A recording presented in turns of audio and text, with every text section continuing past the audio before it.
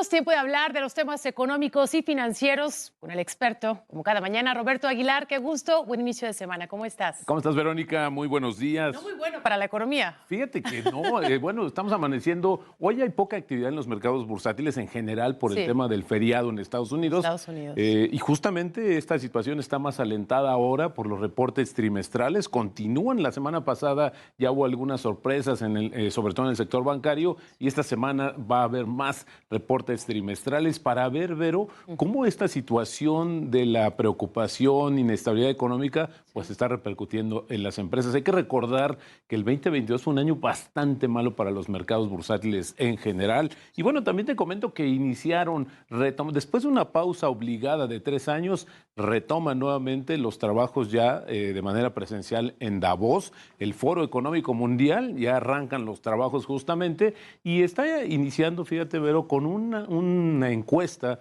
muy interesante, donde prácticamente 3/4 partes de los economistas de todo el mundo que participaron están anticipando que habrá recesión en 2023. Y de estos, una quinta parte, el 20%, anticipa que será una recesión que es muy probable de que ya comencemos o que el mundo comience a vivir justamente la recesión mundial. Y esto, pues así es como inician los trabajos. Te decía yo. Importante, perdón, esto que mencionas del Foro Mundial Económico, y si te parece nada más dar un contexto sobre la importancia que después de 2 años no se hacía de manera presencial. Hoy es otra realidad, es otro contexto. Líderes mundiales también se dan cita para converger estas ideas, ¿no?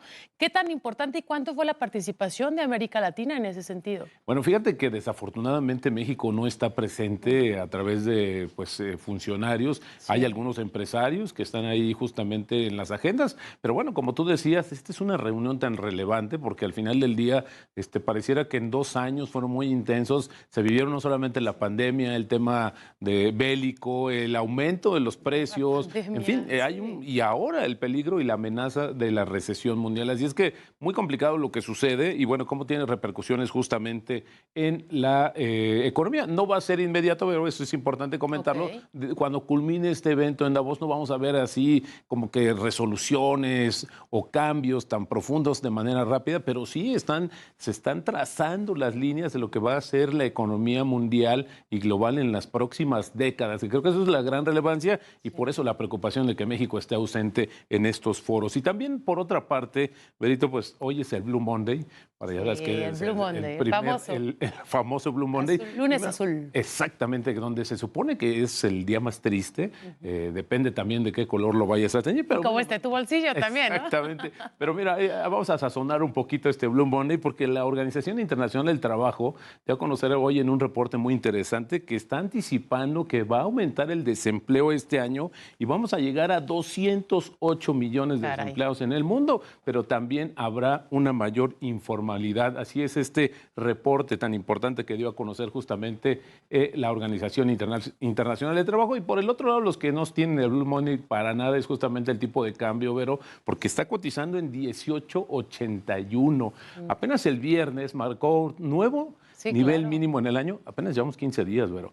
Y en 18.73 en su modalidad interbancaria, y con esto tenemos una apreciación anual ya de 3.3%. Solo hay que recordar, Vero, que el año pasado, en 2022, la apreciación del tipo de cambio fue de 5%. Es decir, hoy ya llevamos casi el 70% de la apreciación. Es muy temprano, sí, porque apenas llevan 15 días y ahora con esta incertidumbre económica es muy difícil predecir o anticipar hacia dónde estará el tipo de cambio. Algunos lo ven al final del año entre 20.50, 20.80, pero la verdad es que todavía puede ser muy variable. Exactamente, eso es lo que sucede. Y bueno, fíjate que esta semana habrá diversos indicadores de consumo y del sector manufacturero en Estados Unidos. Está la agenda llena con lo que se cierra el 2022, como son las ventas al menudeo, la producción industrial y manufacturera, que van a reportar ligeras caídas, además de una nutrida agenda de intervenciones de miembros de la Reserva Federal que seguirán siendo divergentes sobre el futuro de las tasas de referencia, es decir, cuánto van a subir o no, si ya van a frenar este tema. Y en México vamos a tener el indicador oportuno de la actividad económica de diciembre, ventas al menudeo de noviembre y la encuesta de expectativas de Citibanamex, que por cierto, Vero, ahí sí ya vienen los datos, los primeros datos de este año, para ver cómo es la perspectiva para los siguientes meses en México. Y bueno, pues sigue en suspenso la venta de Banamex. El viernes, fíjate que todos estamos muy atentos porque a la expectativa. Exactamente, ¿sí? ¿Por qué? Porque fue el día en que este grupo estadounidense pues dio a conocer sus resultados financieros del último trimestre del año y la CEO de este grupo pues estaba ahí presente y ahí obviamente pues la atención de saber si había algún avance sobre la venta de sus activos justamente en México. Una parte de sus activos, la banca de menudeo como le llaman, que es básicamente Banamex, y que dice que no hay una fecha exacta, pero el proceso sigue un camino dual, lo cual han dicho desde un principio, pero es interesante. Por un lado, contemplan hacerlo de manera directa y el segundo es mediante una oferta pública de acciones en el mercado bursátil. Hay que decir, como hay que reconocer que ambas opciones son viables, pero varios han sido los postores que abandonaron el proceso de compra ante el valor esperado por el grupo financiero estadounidense, que sumaría más de 10,000 millones de dólares y hoy solo quedan 2 postores firmes.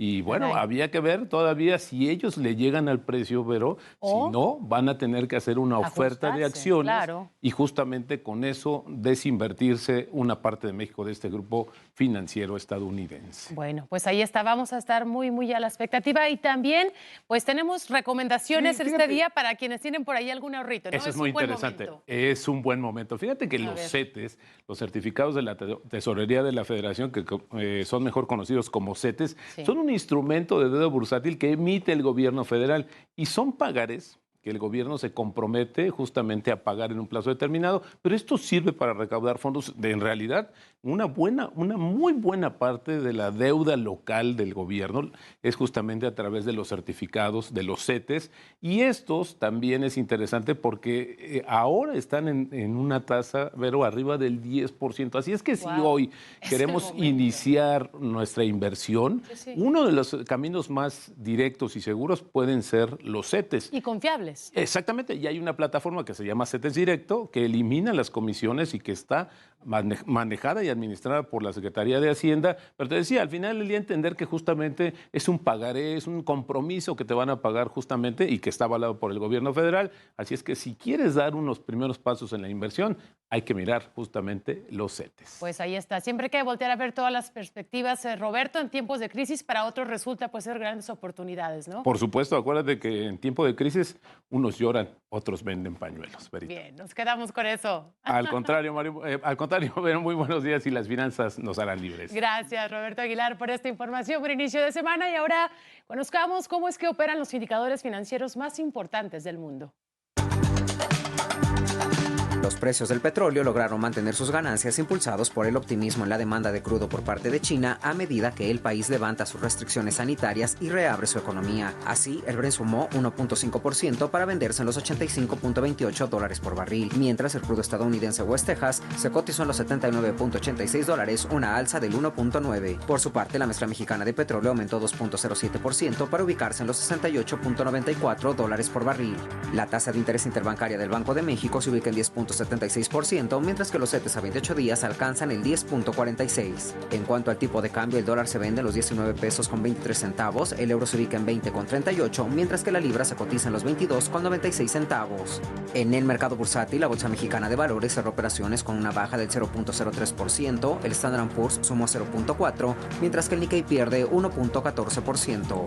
Durante la jornada pasada, las emisoras que más ganaron en el mercado accionario mexicano fueron Minera Frisco con 7.02%, Banco Santander avanzó 4%, mientras que Televisa se incrementó 3.07%. Entre las empresas con mayores pérdidas se encuentran Grupo FAMSA con 4.55%, Bachoco perdió 2.72%, mientras que Grupo Rotoplas descendió 2.68%. Israel Morales, Heraldo Media Group.